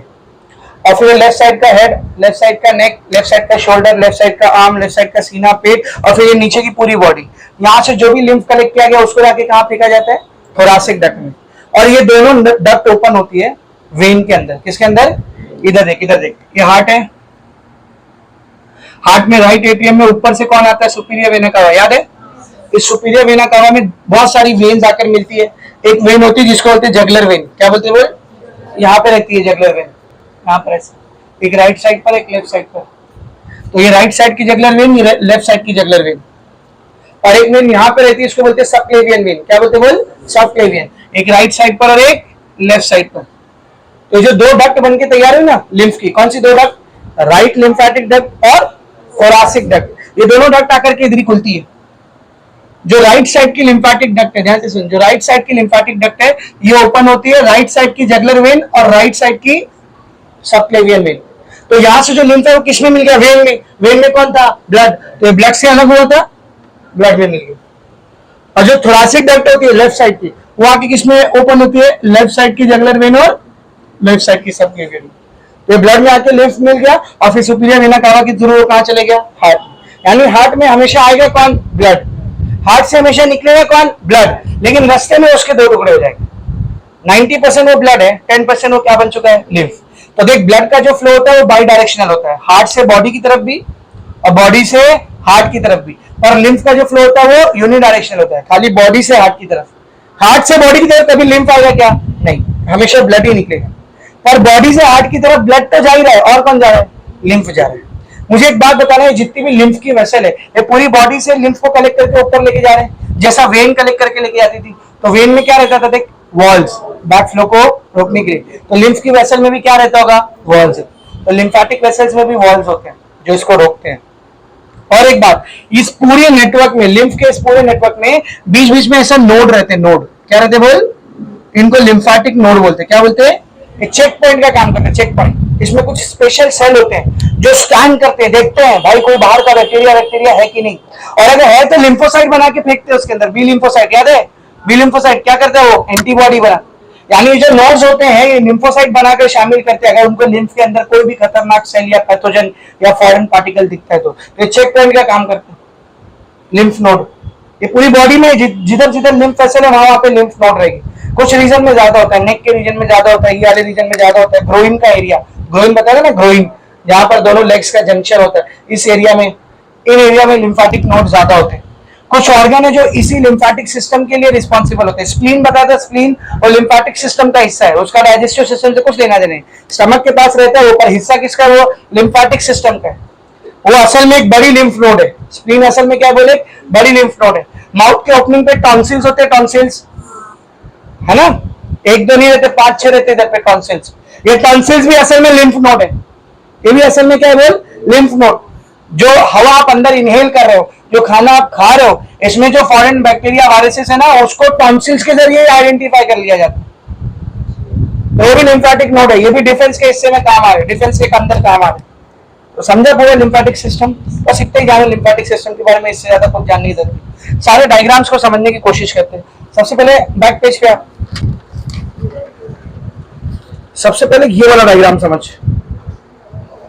ये देख, ये जो रेड और ब्लू कलर से दिख रही है, ये ब्लड की कैपिलरी, किसकी कैपिलरी है, ब्लड की। और जहां पर ब्लड की कैपिलरी, वहां पे हरे कलर की एक कैपिलरी और दिख रही है, ये किसकी कैपिलरी है, लिम्फ की कैपिलरी। और जो येलो येलो डॉट दिख रहे हैं, ये सब सेल को दिखा रहे हैं। अब इसी डायग्राम को इसने और जूम करके एक बाजू में बनाया। ये येलो येलो जितने भी दिख रहे हैं, सब कौन है, सेल। सेल के बीच में जो फ्लूइड भरा हुआ है लाइट ग्रीन कलर का, वो क्या है, इंटरस्टिशियल फ्लूइड। और जो कैपिलरी दिख रही है डार्क ग्रीन कलर की, ये क्या है, लिम्फ की कैपिलरी। तो देखो इंटरस्टिशियल फ्लूइड किसमें आ गया, लिम्फ की कैपिलरी में। और लिम्फ की कैपिलरी में आने के बाद वो क्या कहलाएगा, लिम्फ कहलाएगा। लेबलिंग पर यही सब लेबलिंग आपको मिलेगी। अंदर जो ग्रीन कलर का भरा हुआ है, उसको उसने क्या नाम दिया, देख, लिम्फ नाम दिया। डार्क ग्रीन कलर की जो नस दिख रही है, उसको उसने क्या बोला, एक लिम्फेटिक कैपिलरी। येलो कलर के जो दिख रहे हैं, उसको क्या नाम दिया उसने, टिश्यू सेल। बीच में जो सेल्स के भरा हुआ है, उसको क्या नाम दिया उसने, इंटरस्टिशियल फ्लूइड। देख रहे हो सब कुछ वही चीज है। अगर इधर ध्यान से देख, यहाँ पर ध्यान से देख, यहाँ पे एक ये ब्लड की कैपिलरी थी, यहाँ से लिम्फ की कैपिलरी ने लिम्फ को कलेक्ट किया और ऊपर ले जाके वेन के जरिए वापस उसमें शामिल कर दी, सेम पल्मोनरी से भी शामिल कर दी, ठीक है ना। इसको और अच्छे से डिटेल में क्या समझा, ये पूरी बॉडी आपकी, ये पूरी बॉडी है। अब इसमें जो भी रेड कलर के ऑर्गन दिख रहे हैं आपको, देखो ऊपर यहाँ पे टॉन्सिल्स, लिम्फेटिक ऑर्गन है, लिम्फेटिक सिस्टम के ऑर्गन है, माउथ के अंदर टॉन्सिल्स। यहाँ पर रेड बोन मैरो भी कहीं ना कहीं लिम्फेटिक सिस्टम का हिस्सा है, क्योंकि वो भी तो लिम्फोसाइट बनाता है, याद है ना। स्टेम सेल जो होते हैं, stem cell, myeloid stem cell और lymphoid stem cell. Lymphoid stem cell क्या बनाते हैं, लिम्फोसाइट्स को बनाते हैं। और ये किसका हिस्सा है बोल, लिम्फेटिक सिस्टम। किसका हिस्सा बोल, लिम्फेटिक सिस्टम का। यहाँ पे देख स्प्लीन दिखेगा स्टमक के एरिया में। ये जो ग्रीन कलर से पूरा नेटवर्क पैर से लेकर सर तक फैला हुआ ग्रीन ग्रीन नसें, ये सब किसको दिखा रही है, लिम्फेटिक वेसल्स को।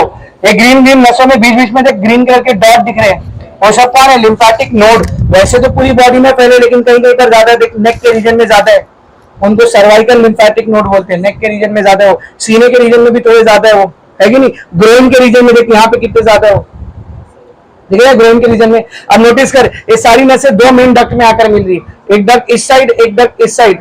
यहाँ पे क्या लिखा है, एक सबक्लेवियन वेन मिला, यहाँ पे क्या लिखा है, एक सर्वाइकल लिम्फ नोड मिला, ठीक है ना। अभी एक मिनट, यहाँ पे देख, ये हेडिंग, ये लेवल क्या लिखा है, थोरासिक डक्ट। तो आपकी थोरासिक डक्ट ऊपर जाएगी लेफ्ट साइड के हिस्से से, और यहाँ पे राइट डक्ट होगी, उसका लेवल नहीं किया उसने, यहाँ पे राइट डक्ट रहेगी जो राइट साइड के हिस्से से जाएगी। और डायग्राम में ये चीज क्लियर नहीं है, लेकिन मैं आपको बता दूं, दिखा दो बेटा, इधर ध्यान से देख, ये राइट साइड का हिस्सा है, ये लेफ्ट साइड का हिस्सा है ना। तो ये इतना पोर्शन, ये इतना पोर्शन, यहाँ का लिम्फ किससे कनेक्ट होगा, राइट साइड के थोरासिक डक्ट से। और ये इतना हेड, ये पूरा, ये यहाँ सबका लिम्फ किससे कनेक्ट होगा बोल, थोरासिक डक्ट के साथ। समझा। अधिक इतना मैंने समझा दिया, बहुत समझा दिया मैंने, जो लिखा हुआ है उससे कुछ ज्यादा ही समझा दिया। देख कितना लिखा हुआ है, ध्यान से देख उधर। Lymphatic system consist of lymph, क्या क्या होता है इसमें, लिम्फ होता है, लिम्फेटिक वेसल, सम ऑर्गन, कुछ लिम्फेटिक ऑर्गन्स होते हैं, सम टिश्यूज, और लिम्फेटिक नोड्स भी होती है, उधर लिखा नहीं, आपको पता होना चाहिए, लिम्फेटिक नोड्स भी होती है। द वर्ड लिम्फ, ये जो वर्ड है लिम्फ, इसका असल मतलब क्या होता है, देख, लिम्फ मींस क्लियर वाटर, क्योंकि रेड नहीं होता है ना, वाटर जैसा होता है, प्लाज्मा से बना है ना ये। आगे देख, and it is a fluid connective tissue, जैसा ब्लड एक फ्लूइड कनेक्टिव टिश्यू है, ये भी क्या बेटा, फ्लूइड कनेक्टिव टिश्यू। आगे देखेंगे, with almost similar composition of blood, ये काफी हद तक ब्लड से मिलता जुलता है, एक्सेप्ट कुछ चीजें जो ब्लड में होती है इसमें नहीं होती। कौन कौन से, देख, आरबीसी, प्लेटलेट्स एंड प्रोटीन। कौन सा प्रोटीन है वो, प्लाज्मा प्रोटीन, वेरी गुड। आगे देखेंगे, fluid from intracellular space, cells के बीच का जो स्पेस होता है उसमें जो फ्लूइड जमा होता है, of the body tissue inter into the lymphatic vessel, यही फ्लूइड लिम्फेटिक कैपिलरी और फिर वहां से लिम्फेटिक वेसल में पहुंचता है। From here it is discharge into blood vessels, और यहाँ से वो ब्लड वेसल में शामिल किया जाता है। कौन सी ब्लड वेसल में? वेन में। सब वेन में नहीं, दो ही वेन है, जगलर वेन्स और सबक्लेवियन वेन्स। यहाँ से इसको ब्लड में शामिल कर दिया जाता है लिम्फ को वापस, through the thoracic duct and the right lymphatic duct, दो डक्ट के जरिए। कौन सी दो डक्ट? राइट लिम्फेटिक डक्ट और थोरासिक डक्ट। समझे? खत्म हो गया, बस finish. Is it very much clear? ठीक है ना। अभी टॉन्सिल के बारे में नेक्स्ट पेज पे दिया है, लेकिन वो समझाने से पहले एक बहुत इंपॉर्टेंट चीज मैं यहाँ पे लिख रहा हूँ, ध्यान से देख, ध्यान से देख, इधर देख, ये ब्लड है बेटा, ये ब्लड है। ब्लड में से मैंने, ध्यान से सुन मैं क्या बोल रहा हूँ, ब्लड में से मैंने ब्लड सेल्स को निकाल दिया, ब्लड सेल्स को निकाल दिया। ब्लड सेल्स निकला मतलब कौन कौन निकला है? आरबीसी निकला है, डब्ल्यूबीसी निकला है, प्लेटलेट्स निकला है, तो बचेगा क्या? प्लाज्मा। वेरी गुड, पहली चीज। दूसरी चीज, ये ब्लड है, ब्लड, इसमें से मैंने माइनस किया, क्या क्या माइनस किया देख, आरबीसी को माइनस किया, आरबीसी को माइनस किया, प्लेटलेट्स को भी माइनस कर दिया और प्लाज्मा प्रोटीन को भी माइनस कर दिया। बाकी सब वैसे ही है, ब्लड में से आरबीसी निकल गया, डब्ल्यूबीसी निकल, सॉरी प्लेटलेट्स निकल गया और प्लाज्मा प्रोटीन निकल गया, तो जो बचा वो कौन है? लिम्फ। डब्ल्यूबीसी बोले नालायक लोग, लिम्फ है ना वो, प्लाज्मा प्रोटीन निकला है खाली, बाकी प्लाज्मा तो पूरा है ना उसमें। तो ब्लड में से आरबीसी नहीं है, प्लेटलेट्स नहीं है, प्लाज्मा प्रोटीन नहीं है, तो जो बचा वो कौन है बेटा? बोल, लिम्फ। एक और चीज, इधर देख, इधर देख, ये ब्लड, इसमें से मैंने ब्लड सेल्स को माइनस किया, किसको माइनस किया? बोल, ब्लड सेल्स को माइनस किया, क्या बचा? प्लाज्मा। ऊपर लिखे ना इधर। अब इस प्लाज्मा में से मैंने क्लॉटिंग फैक्टर निकाल दिया, सारे क्लॉटिंग फैक्टर याद है, 1 से 13 तक, 1 से 13 तक कितने क्लॉटिंग फैक्टर होते हैं? 12, 13 नहीं है 12, सारे क्लॉटिंग फैक्टर को निकाल दिया। अब जो बचा उसको क्या बोलोगे? बताया था उस दिन, जिस दिन क्लॉटिंग समझा रहा था, जिस दिन क्लॉटिंग समझा रहा था उस दिन बताया था, अगर प्लाज्मा में से क्लॉटिंग फैक्टर निकाल दिए तो जो बचा वो क्या कहलाएगा? हाँ बोल, तेज बोल। सीरम। वेरी गुड, नालायक, गधे, बेवकूफ और गधियां। ब्लड में से जब क्लॉटिंग फैक्टर, सॉरी प्लाज्मा में से जब क्लॉटिंग फैक्टर निकाल देते हैं ताकि वो कोआगुलेट ना हो जाए, तब जो बचता है उसको हम लोग क्या बोलते हैं? सीरम। तो प्लाज्मा, लिम्फ और सीरम, इसके बीच में फर्क पता होना चाहिए आपको। समझ आ गया अच्छे से? अब लास्ट बॉक्स में उसने टॉन्सिल्स के बारे में दिया, उसको पढ़ते चैप्टर फिनिश। देखिए बेटा सब लोग, डू यू नो करके एक बॉक्स दिया मिला।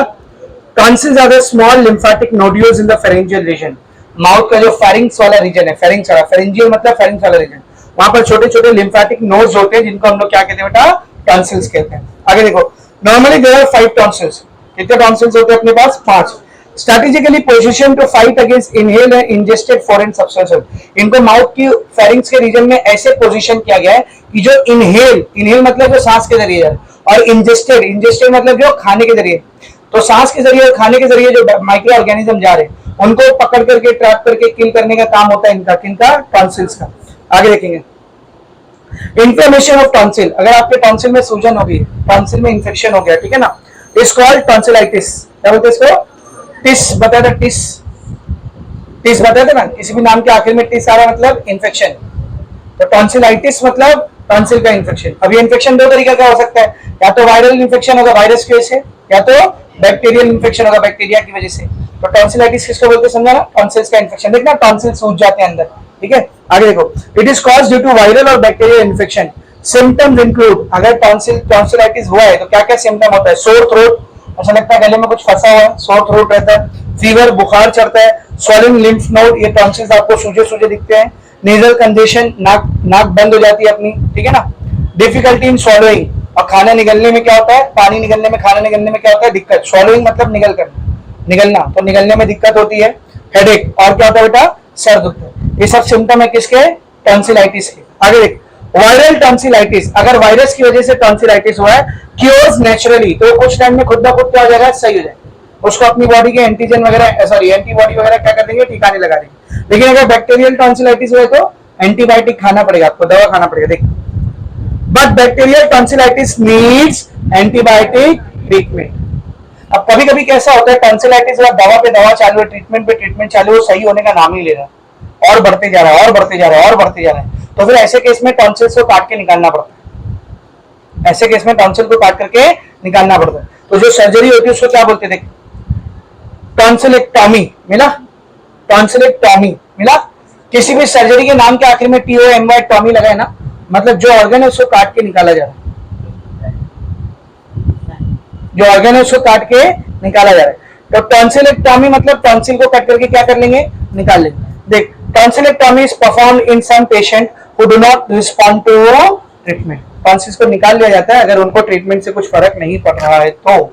यहाँ पर ये चैप्टर आपका होता है समाप्त। काफी बड़ा चैप्टर था मैं भी मानता हूँ, लेकिन जितने अच्छे से हो सकता था मैंने उतने अच्छे से समझा। पूरा रेस्पिरेशन भी और पूरा सर्कुलेशन भी। हैवी वेटेज का चैप्टर है, 8-9 मार्क्स के क्वेश्चन इसी में से आते हैं। बड़ा चैप्टर है, इंटरेस्टिंग भी है, काफी कुछ आपको सीखने भी मिला होगा। एक दो नहीं, ऐसी सैकड़ों बातें आपको पता चली होगी जो इससे पहले नहीं पता चली होगी। घर पे आके रिवाइज करो, अच्छे से पढ़ो, क्योंकि मैथ्स के बाद इसी का टेस्ट है, बताया था ना। तो पढ़ाई चालू रखो, पढ़ाई रुकनी नहीं चाहिए, पढ़ाई चलती रहनी चाहिए। समझा अच्छे से? तो शॉर्ट